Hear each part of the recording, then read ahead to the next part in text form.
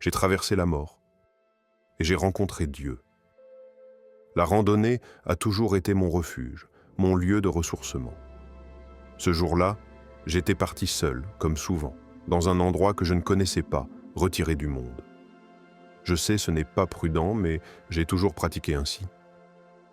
La météo s'annonçait capricieuse, mais j'avais besoin de prendre l'air, de faire le vide.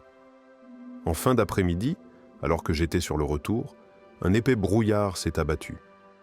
En voulant gagner du temps, j'ai quitté le sentier. Une erreur. Mon pied a glissé sur un rocher humide. Je suis tombé.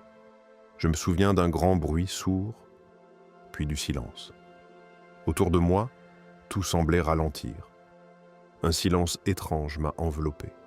Le monde s'est figé. Le moment où j'ai quitté mon corps, je flottais au-dessus de moi. Je voyais mon corps, mais je n'y étais plus lié. Aucune douleur, aucun stress, juste une conscience pure. Puis, tout s'est accéléré. Ma vie a défilé. Les gens que j'avais aimés sont apparus. Leurs visages, leurs voix, même leurs parfums. Des souvenirs enfouis, des âmes que j'avais oubliées. Tous ceux qui avaient marqué mon cœur étaient là. Et pendant cette ascension, je ne montais pas au ciel. Je montais en compréhension. On m'a montré les conséquences de ma mort. Les cœurs brisés, les vides laissés. Et en parallèle, un flot de connaissances s'est déversé en moi. Des vérités profondes, inconnues, mais claires. Comme si un voile tombait. Et puis je suis arrivé quelque part. C'était comme un éclat du paradis. Ce que j'ai ressenti dépasse les mots. C'était la paix dans sa forme la plus pure. Une paix émotionnelle, physique, spirituelle.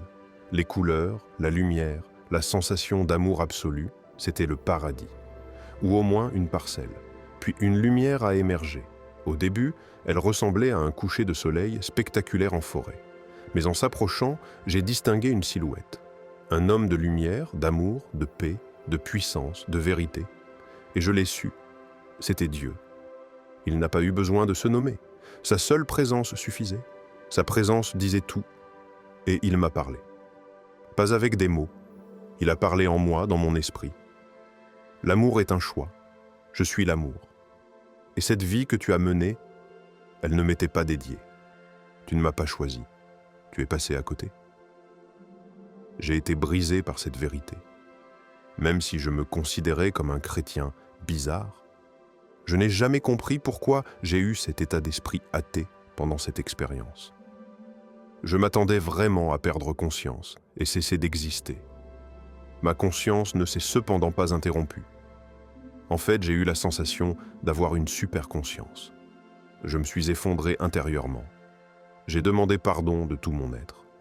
Une douleur spirituelle profonde m'a traversé. Mais même là, il a été rempli de miséricorde. À ce moment précis, Dieu me dit « N'aie pas peur quand tu retourneras sur terre et que tu feras des erreurs. Contente-toi de mener ta vie de ton mieux. Essaie de parsemer de l'amour envers les personnes que tu rencontreras. » Puis soudain, tout s'est ouvert. J'ai vu la terre, suspendue dans un océan noir, et j'ai vu le passé. Un passé que je ne connaissais pas mais que mon âme semblait reconnaître. J'ai vu des formes de vie s'éveiller dans la boue primitive, puis marcher, puis se relever. Mais au-delà de l'évolution biologique, j'ai vu autre chose. Une impulsion d'amour. Comme si une conscience cosmique avait insufflé une étincelle dans la matière. L'humanité n'était pas née du hasard, mais d'un acte d'offrande. Et cette conscience originelle ne cherchait qu'une chose à travers nous, expérimenter la beauté, l'amour et la liberté à travers les limites de la matière. Puis j'ai vu les erreurs, les guerres, les douleurs, et je me suis demandé, pourquoi tant de souffrance si tout vient de l'amour ? Dieu m'a répondu, la liberté implique l'ombre. C'est dans l'obscurité que la lumière prend tout son sens. Vous êtes là pour apprendre à choisir. Dans cet espace, je n'avais plus de corps, plus d'identité, et pourtant, je n'avais jamais été aussi vivant. Dieu m'a ensuite murmuré, « Tu ne seras jamais parfait, mais reste éveillé, sinon rien ne changera. » Et en une fraction de seconde, je suis retombé dans mon corps. La douleur a surgi comme un coup de tonnerre. J'étais toujours au fond du ravin, mais vivant. Mon téléphone, miraculeusement intact, et la qualité du réseau téléphonique dans cette zone m'ont permis d'appeler les secours. J'ai enduré 15 heures de souffrance. Juste moi, luttant pour rester en vie, car c'est seulement au petit matin que les secours m'ont retrouvé. Mais j'ai survécu. Dieu m'a renvoyé pour vivre autrement, pour rappeler au monde qu'il existe un chemin, un but, une espérance. Dieu n'est pas une idée vague, il n'est pas une énergie lointaine. Il est réel. Il est l'amour et il nous attend. La mort n'est pas la fin, c'est une traversée.